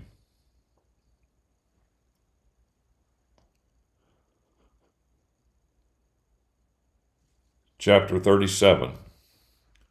At this my heart trembles, beating rapidly within me. Listen carefully to God's thunderous voice that rumbles as He speaks. He sends it across the heaven. His lightning flashes to the ends of the earth. Then comes the roar of thunder, His majestic voice holding nothing back when He speaks. God's thunderous voice is wonderful. We can't comprehend the great things He does. He tells the snow to fall and the rain to pour down on the earth. By this He stops people working so that everyone can understand what He does. Even the animals take shelter and remain in their dens. The south wind blows in storms, while the north wind blows in cold weather. God's breath produces ice, freezing the surface of water solid. He fills the clouds with moisture. He scatters His lightning from them. They swirl around under His control. They move over all the earth as He commands. He does this to accomplish His will, either to discipline or to show His goodness. Listen to this, Job. Stop for a moment and consider the wonderful things God does. Do you know how God controls the clouds or makes his lightning flash from them? Do you know how clouds float in the sky, the wonderful work of him who knows everything? You know how your clothes drip with sweat when the south wind brings air that is hot and heavy. Can you hammer out the sky so it becomes like a molten mirror, as he does? So why don't you teach us what to tell God? We cannot make our case because we are in the dark. Should God be told that I want to speak? Anyone who wanted to would be destroyed. After all, we can't look at the sun when it blazes brightly in the sky, after the wind has cleared away the clouds. Out of the north God comes, shining like gold, surrounded in awesome majesty. We cannot approach the Almighty, for he is far beyond us in power and justice and doing right. He does not act like a tyrant. No wonder people are in awe of him, though he does not value those who think they are wise.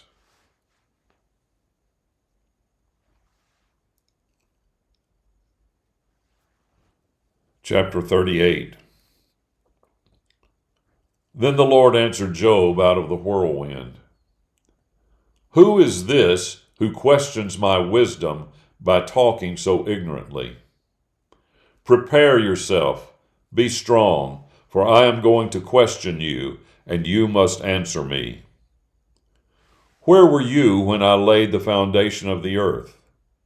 Tell me if you have such knowledge. Who decided its dimensions? Don't you know? Who stretched out a measuring line? What do its foundations rest upon? Who laid its cornerstone when the stars of the morning sang together and all the angels shouted for joy? Who laid down the boundaries of the sea when it was born? Who clothed it with clouds and wrapped it in a blanket of deep darkness?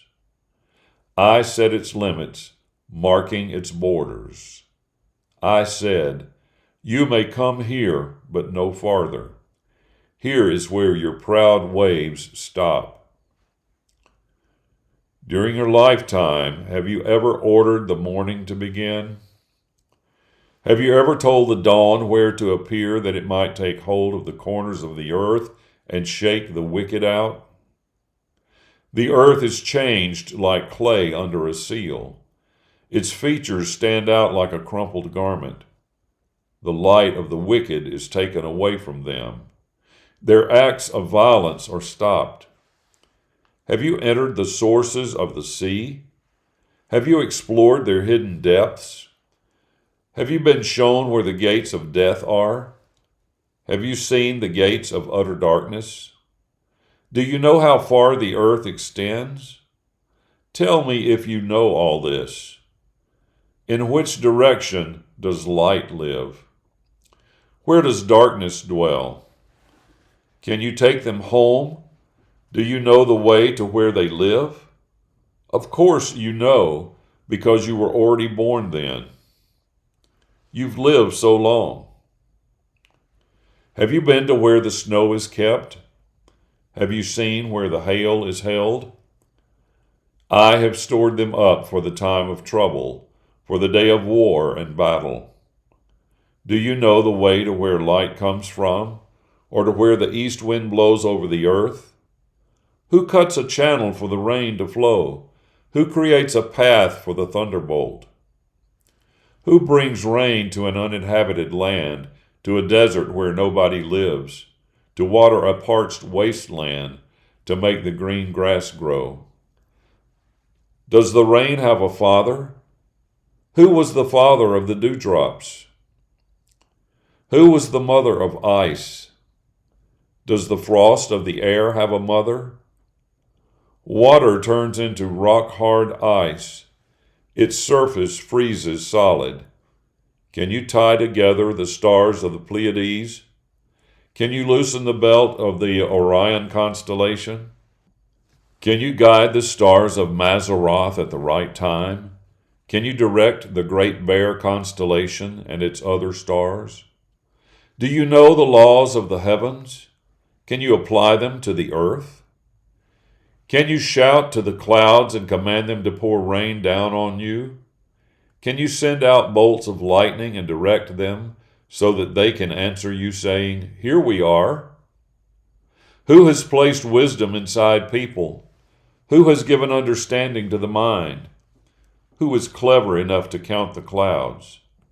Who can turn heaven's water jars on their sides when the dust is baked into a solid mass? Can you hunt prey for the lion? Can you feed the lion cubs as they crouch down in their dens and lie in wait in the bushes? Who provides food for the raven when its young cry out to God, weak from starvation?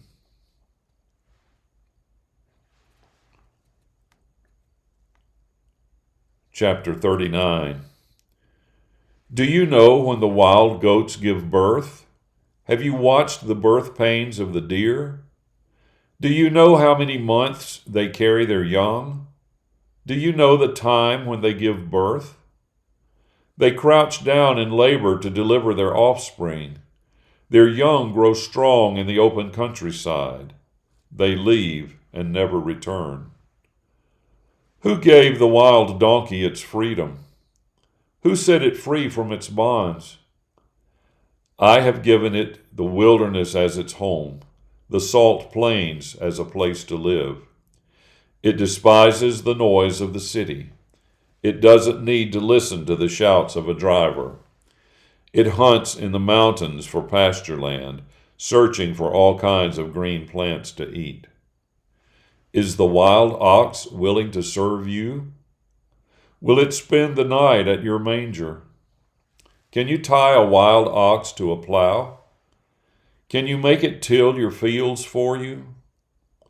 Because it's so powerful, can you trust it? Can you depend on it to do your heavy work for you? Are you sure it will gather your grain and bring it to your threshing floor? The ostrich proudly flaps her wings, but they are nothing like the flight feathers of the stork. The ostrich abandons her eggs on the ground, leaving them to be warmed in the dust. She doesn't think that they can be crushed underfoot, trampled by a wild animal. She is tough towards her young, acting as if they didn't belong to her. She doesn't care that all her work was for nothing.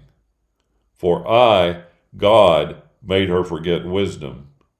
She didn't get her share of intelligence. But when she needs to, she can jump up and run, mocking a horse and its rider with her speed. Did you give the horse its strength? Did you place a mane upon its neck? Did you make it able to jump like a locust? Its loud snorting is terrifying. It paws at the ground, rearing up with power as it charges into battle. It laughs at fear. It is not frightened at all.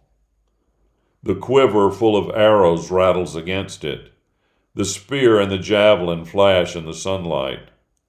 Shaking with rage, it gallops across the ground. It cannot remain still when the trumpet sounds.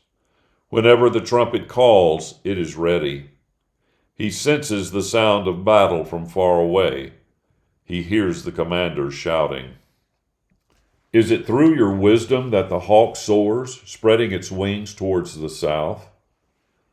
Do you command the eagle to fly high and make its nest in the summits of the mountains? It lives among the cliffs and roosts on a remote rocky crag. From there it spies its prey from far away, fixing its gaze on its victim. Its cheeks eagerly swallow blood. Where the carcasses are, that's where birds of prey are found.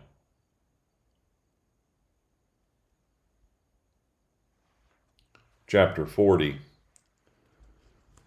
God continued speaking to Job. Are you still going to fight with the Almighty and try to set him straight? Anyone who argues with God must give some answers. Job answered the Lord, Me, I am nothing at all. I have no answers. I put my hand in front of my mouth. I have already said far too much, and I won't say any more." Then the Lord answered Job out of the whirlwind, "Prepare yourself, be strong, for I am going to question you, and you must answer me. Are you really going to say my decisions are wrong? Are you going to condemn me so you can be right? Are you as powerful as I am? Does your voice thunder like mine? Why don't you dress yourself with majesty and dignity, and clothe yourself with glory and splendor? Let loose your fierce anger. Humble the proud with a glance. Bring down the proud with your gaze. Tread the wicked underfoot right where they are. Bury them in the dust. Lock them away in the grave. Then I will also agree that your own strength can save you. Consider Behemoth, a creature I made just like I made you. It eats grass like cattle. Look at its powerful loins, the muscles of its belly. It bends its tail like a cedar. Its thigh sinews are strong. Its bones are like bronze tubes. Its limbs like iron rods. It is the most important example of what God can do. Only the one who made it can approach it with a sword. The hills produce food for it, and all the wild animals play there. It lies under the lotus. It hides in the reeds of the marsh. The lotus covers it with shade. The willow trees of the valley surround it. Even if the river is in flood, it is not concerned. It remains calm when the Jordan River surges against it. No one can catch it while it is watching, or pierce its nose with a noose.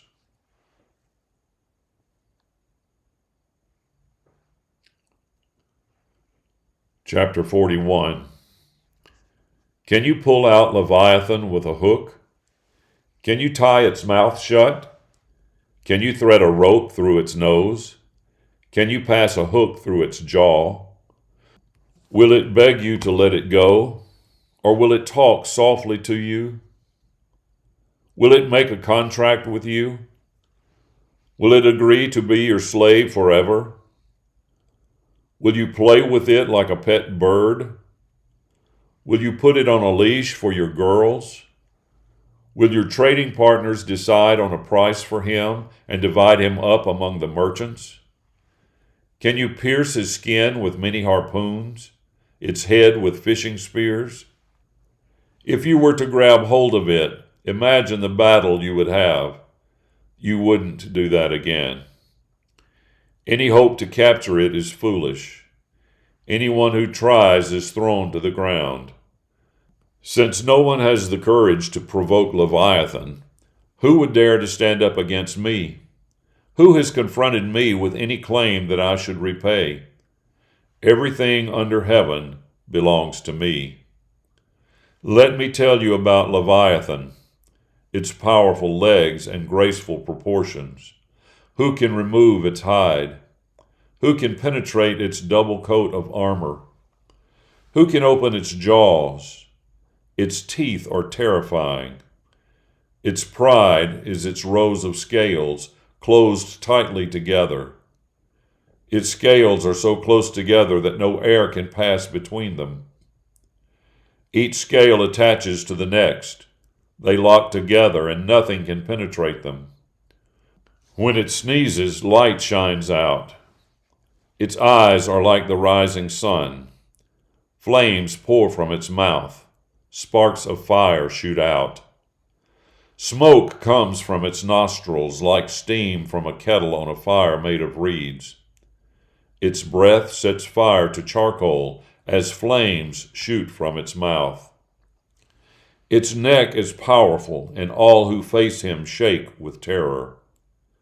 Its body is dense and solid, as if it is made from cast metal. Its heart is rock hard like a millstone. When it rises, even the powerful are terrified. They retreat as it thrashes about. Swords just bounce off it, as do spears, darts, and javelins. It brushes aside iron like straw and bronze like rotten wood. Arrows cannot make it run away. Stones from slingshots are like pieces of stubble. Clubs are also treated like stubble. It laughs at the sound made by flying spears. Its underparts are covered with points as sharp as broken pots. When it drags itself through the mud, it leaves marks like a threshing sledge. It churns up the sea like water in a boiling pot, like a steaming bowl when ointment is mixed. It leaves a glistening wake behind it as if the sea had white hair. There is nothing on earth like it, a creature that has no fear. It looks down on all other creatures. It is the proudest of all.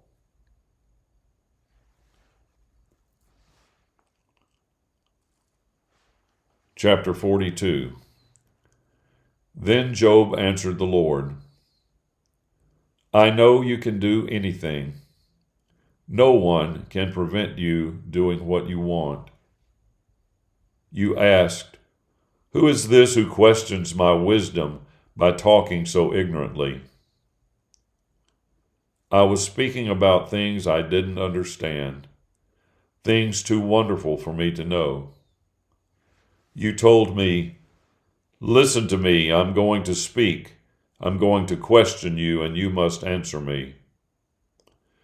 Before I had only heard about you, but now I've seen you for myself. That is why I'm sorry for what I said, and I repent in dust and ashes. After the Lord had finished speaking to Job, he said to Eliphaz the Temanite, I am angry with you and your two friends, because you have not told the truth about me as my servant Job did. So take 7 bulls and 7 rams and go to my servant Job, and you shall offer a burnt offering for yourselves. My servant Job will pray on your behalf, and I will accept his prayer and not deal with you according to your foolishness, because you have not told the truth about me as my servant Job did. So Eliphaz the Temanite, Bildad the Shuhite, and Zophar the Naamathite did what the Lord commanded them, and the Lord accepted Job's prayer. The Lord restored Job's prosperity when he prayed for his friends, and gave him twice as much as he had before. Then all his brothers and sisters and friends he'd previously known came and ate with him at his home. They showed him sympathy and comforted him because of all the trouble the Lord had caused him.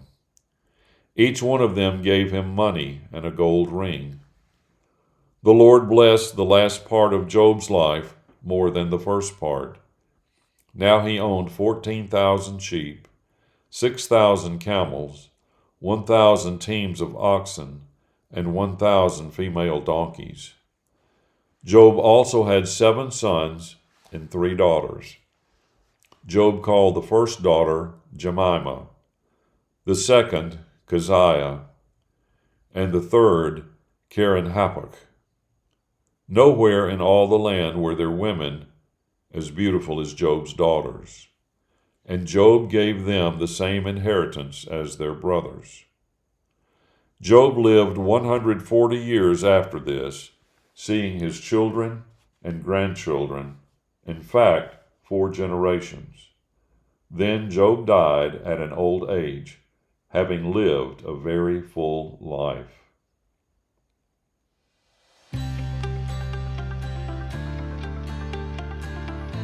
We'd like to thank you for joining the FP Network today, where we are loving God, loving people, and treasuring Jesus together.